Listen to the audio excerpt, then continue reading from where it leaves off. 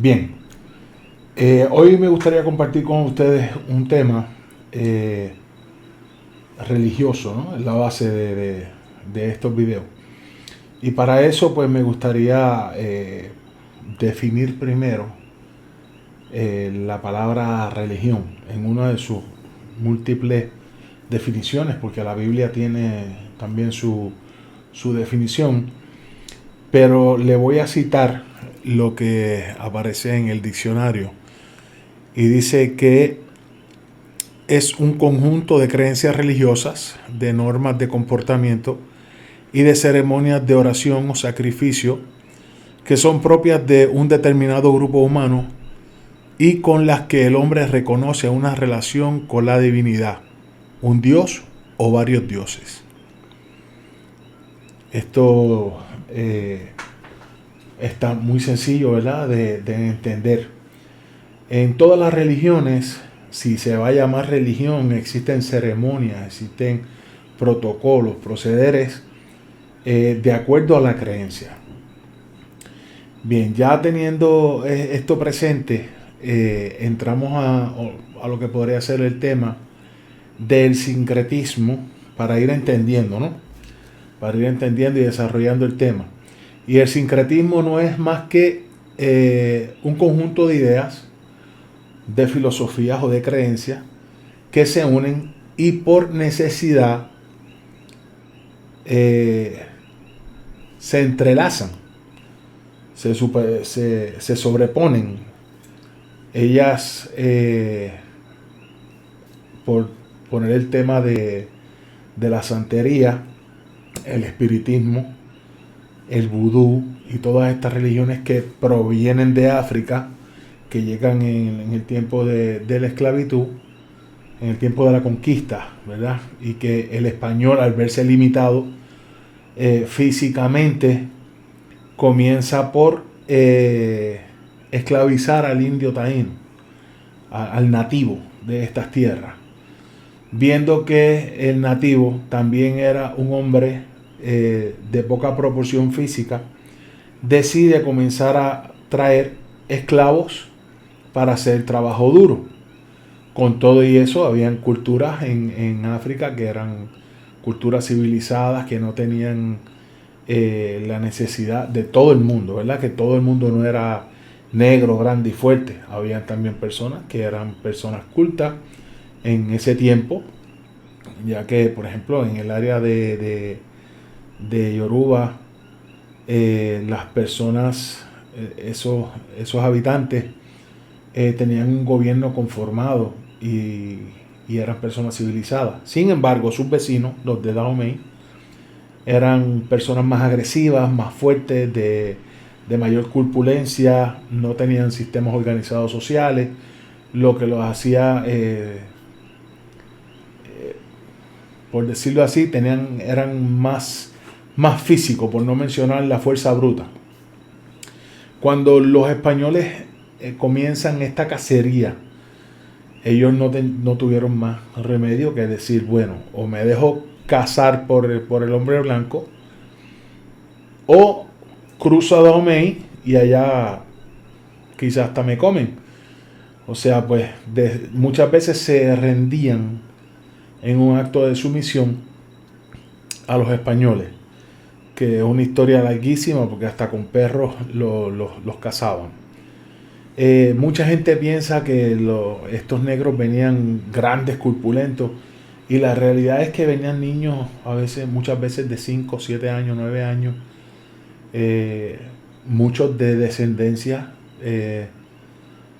de reyes, eran príncipes, y simplemente pues los amarraban, los echaban en un barco, y los que llegaban, que no morían por desnutrición o los tiraban por la borda, pues eso eran los que traían y los esclavizaban. Pero como dije ya, eso debería ser otro tema. Volviendo al tema del sincretismo, mucha gente se podrá preguntar por qué en esta área del Caribe, Puerto Rico, Haití, Santo Domingo, República Dominicana, Cuba, tenemos básicamente la misma creencia. Si hablamos del tema de la proveniencia africana, ¿verdad? De lo que proviene de allá, esa influencia. Y es ahí donde debemos entender y aplicar lo que es el sincretismo. De muchas partes de África se trajeron personas que fueron esclavizadas. Ellos no eran esclavos, por eso no puedo mencionar trajeron esclavos. Ellos trajeron personas que fueron esclavizadas con un propósito de trabajo, específicamente en la minería, para extraer el oro que luego llenarían sus barcos y entregarían a la corona española, y que ganarían también algo ellos, porque Colón no vino aquí de gratis. El sincretismo nace entonces de la unión de todas esas creencias, de todas esas ideas y esas creencias, añadiendo el cristianismo. ¿Ok? Lo mismo que en Haití estaba el vudú, porque posiblemente o seguramente los africanos que llegaron allí del área o sector donde los extrayeron practicaban un tipo de vudú. Oye, todas estas religiones sufrieron transformaciones a través del sincretismo, ¿verdad? Las famosas transmutaciones, como también hablé en el video anterior de karma, los cambios, sufrieron unos cambios, porque tuvieron que adaptarse a poder sobreponerse del castigo al que eran sometidos.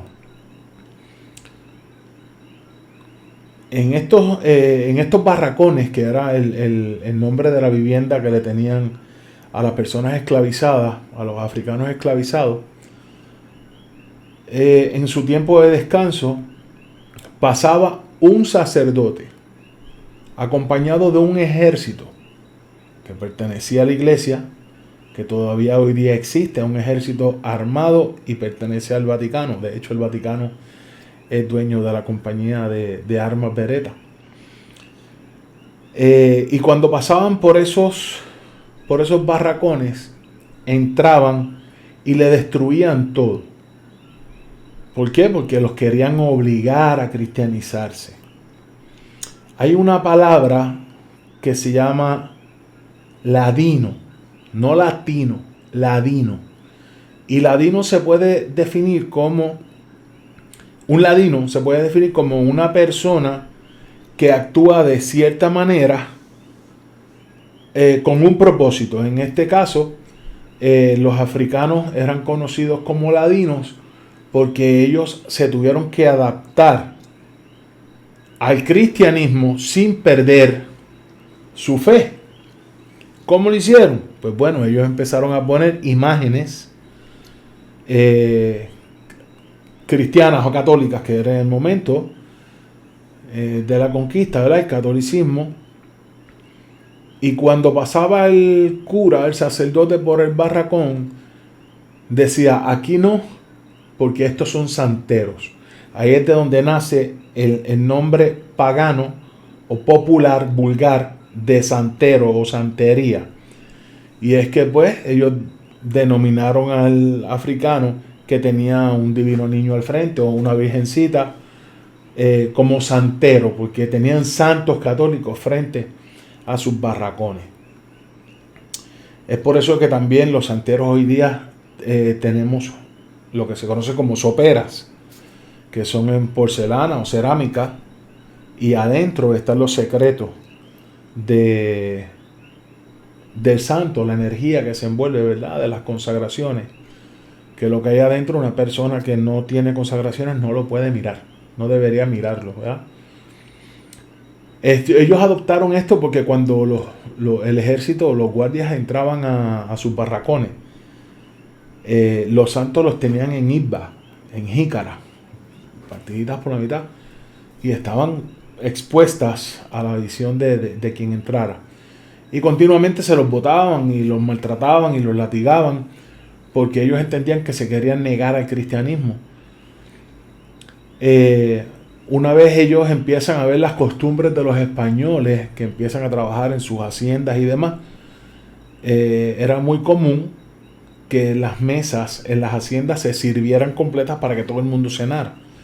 Y donde se servía la sopa o algunos tipos de alimentos, eran en este tipo de soperas, de estos tipos de envases, como unos bowls, con tapa. Y algún negrito pensó, ahí yo puedo meter mis santos y no se van a ver. O sea, el nombre correcto de Osha u Orishas. Y fue así como se fueron librando poco a poco, y van haciendo este sincretismo de que si veían un eleguá, no me lo bote, no me castigue. Ese es el divino niño, pero yo no tengo la habilidad que tú tienes de hacerlo como tú lo haces. Yo lo represento aquí porque no tengo lo que tú tienes. Y básicamente era como un engaño para salir del castigo del español. Bien. Otra de las grandes influencias que llegó al Caribe fue la del espiritismo científico kardeciano. Bien, Allan Kardec en el libro ¿Qué es el espiritismo?, si no me equivoco, en un relato del 1859. Puedo estar equivocado, puedo verificar.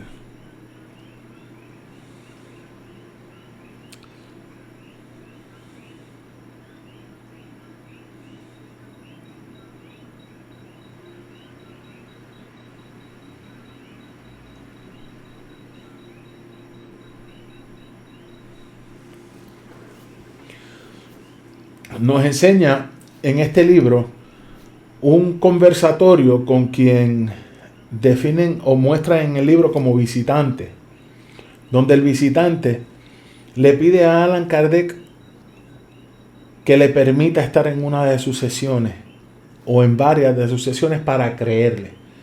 Y Allan Kardec le dice que él no va a debatir, que él no va a refutar un pensamiento rígido e inflexible.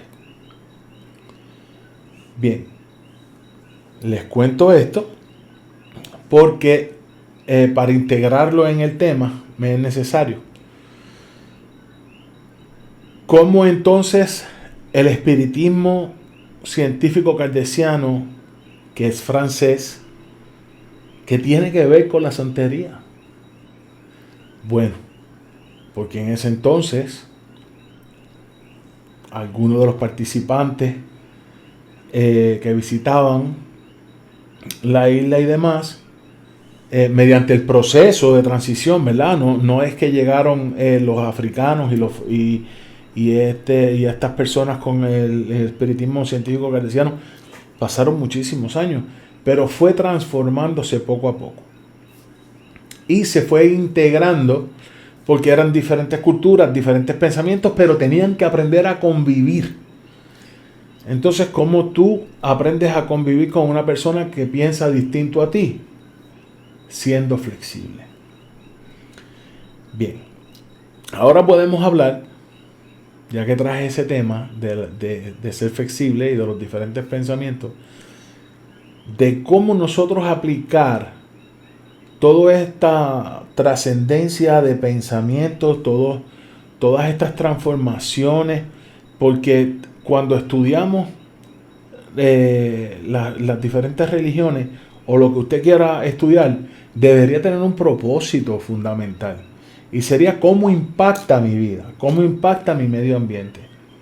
Y ya nosotros estamos viendo cómo diferentes culturas, cómo diferentes personajes en la historia fueron adaptándose y siendo convergentes con la diversidad de pensamiento, inclusive dentro de la religión, y adaptaron, ¿verdad? Porque las religiones, como dije anteriormente, se basan en ritos y ceremonias, porque son parte de de la palabra de verdad, de la religión, cómo ellos fueron adaptando diferentes ritos, ceremonias y pensamientos hasta lograr hacer una unión que ha perdurado por más de 500 años y sigue firme y sigue fuerte y sigue creciendo.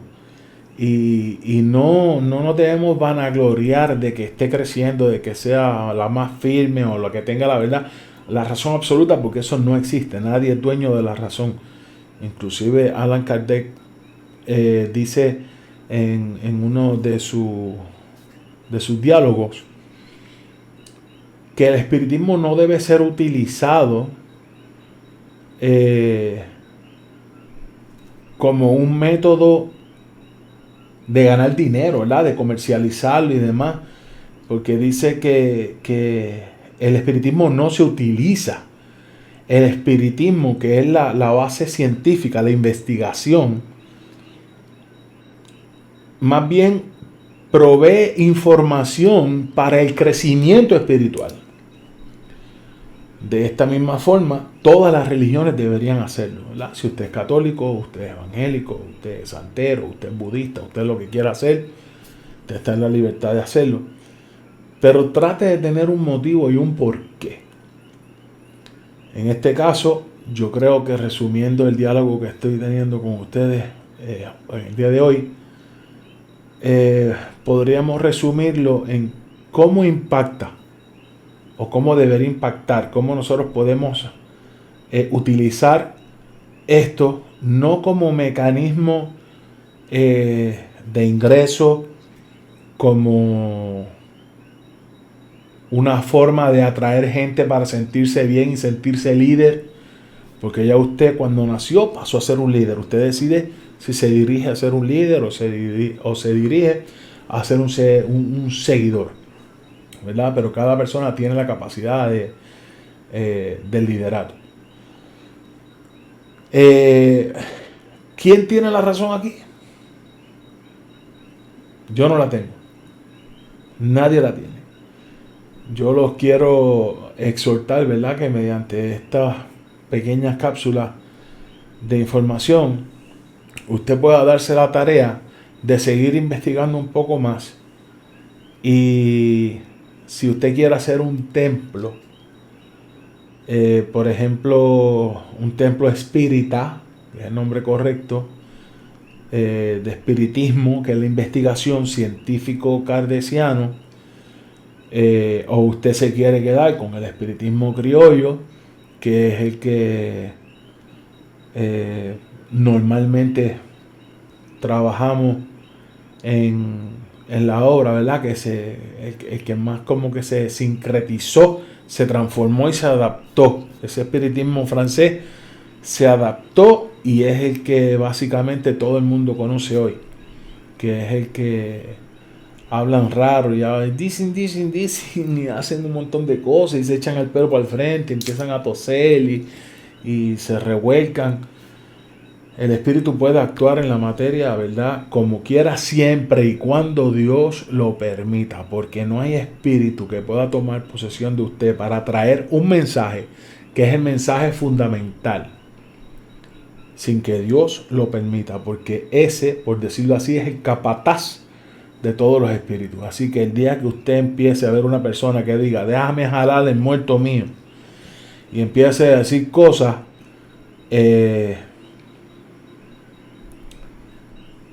evalúe,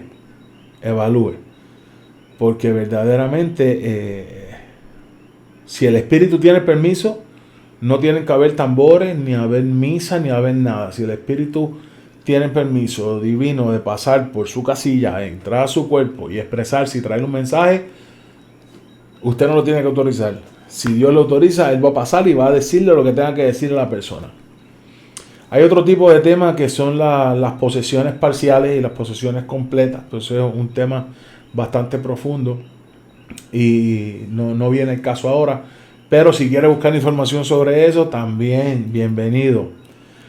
Así que nada, para terminar, los quiero exhortar a que cuando estén leyendo y estén haciendo algo, busquen el propósito.